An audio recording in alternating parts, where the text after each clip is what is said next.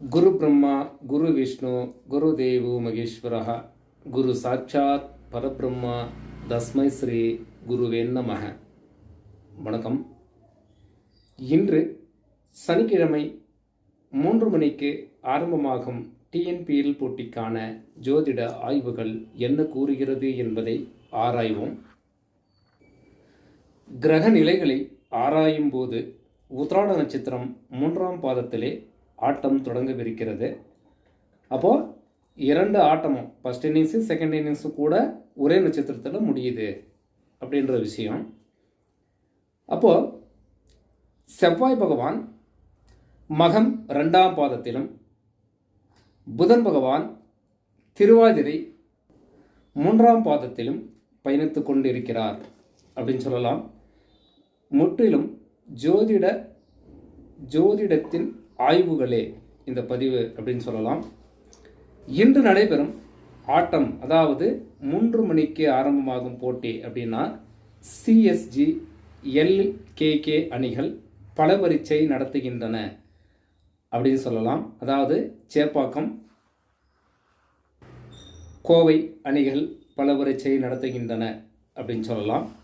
அப்போது சிஎஸ்ஜி அணி பொறுத்தவரையில் ஆசிக், பாபா அபர்ஜி, மோஹித் ஹரிஹரன், வி சங்கர், எஸ் சிங், தன்வர், சிலம்பரசன் ஆகியோர் மிக சிறப்பான ஆட்டத்தை வெளிப்படுத்துபவராக இருக்க அதிக வாய்ப்புகள் உண்டு அப்படின்னு சொல்லலாம். அதாவது மேற்கூறிய வீரர்கள் கடத்தில், அதாவது லைனப் விட்டு பின்னாடி இருந்தாங்கன்னா, அதாவது 2 மணி 40-45 நிமிடத்தின் கணிப்பு இது. சப்போஸ் நேர காலங்கள் மாறினால் நான் கூறிய விஷயங்கள் அனைத்தும் எதிர்மறையாக கூட மாறலாம், வாய்ப்புகள் உண்டு அப்படின்னு கூட சொல்லலாம். அப்போது லைனை விட்டு பின்னாடி நான் கூறிய வீரர்கள் இருந்தார்களேயானால் நான் கூறிய முறையிலே ஆட்டம் விறுவிறுப்பான ஆட்டமாக இருக்க அதிக வாய்ப்புகள் உண்டு. மாறிட்டாங்கன்னா, அதாவது களத்தில் இறங்கும்போது உள்ளே இருக்கிறவங்க வெளியே தூக்கி போடுறதும், வெளியே உள்ளவங்கள புதுமையான வீரர்களை இறக்குவதும் கிரிக்கெட் ஆட்டத்திலே காமனாக இருக்குது. அப்போது என்ன ஆகும்னா, சில ஆட்டங்கள் நான் கூறிய முறையிலே சென்றுவிடும், சில ஆட்டங்கள் எதிர்மறையான கருத்துக்களை கொடுத்துரும். அதுதான் கிரிக்கெட்டினுடைய நிலவரங்கள். ஏன்னா இது இப்படி தான் நடக்கும் அப்படின்னு சொல்ல முடியாது. அப்படி சொல்லணும்னா நாம் சொல்கிற முறையில் இருந்தாங்கன்னா அது ஓகே, ஒன்றும் பிரச்சனை இல்லை. மேற்கூறிய முறையில் தான். இப்போ நேற்று என்ன சொன்னோம், சேலம் அணி ஜெயிக்கும்னு சொன்னோம். கரெக்டாக நான் கூறிய முறையிலே ஜெயித்திருக்கிறது அப்படின்னு சொல்லலாம்.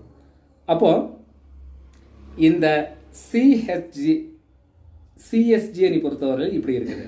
அதே போல் எல்கேகே அணி பொறுத்தவரையில் ஜே குமார், லோகேஸ்வரன், சச்சின், ஷாருக் கான், ரோஹித், அதே போல்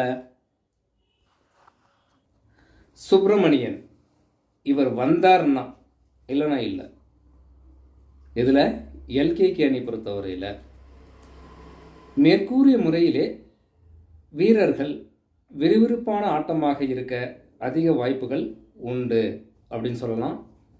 அப்போ இனிமே வரக்கூடிய ஆட்டங்கள் எல்லாமே பரபரப்பான ஆட்டங்களாக இருக்க அதிக வாய்ப்புகள் உண்டு அப்படின்னு சொல்லலாம்.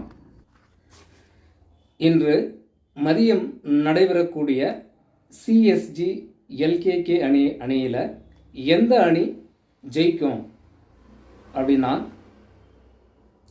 சிஎஸ்ஜி அணி டாஸ் வின் பண்ணார்னா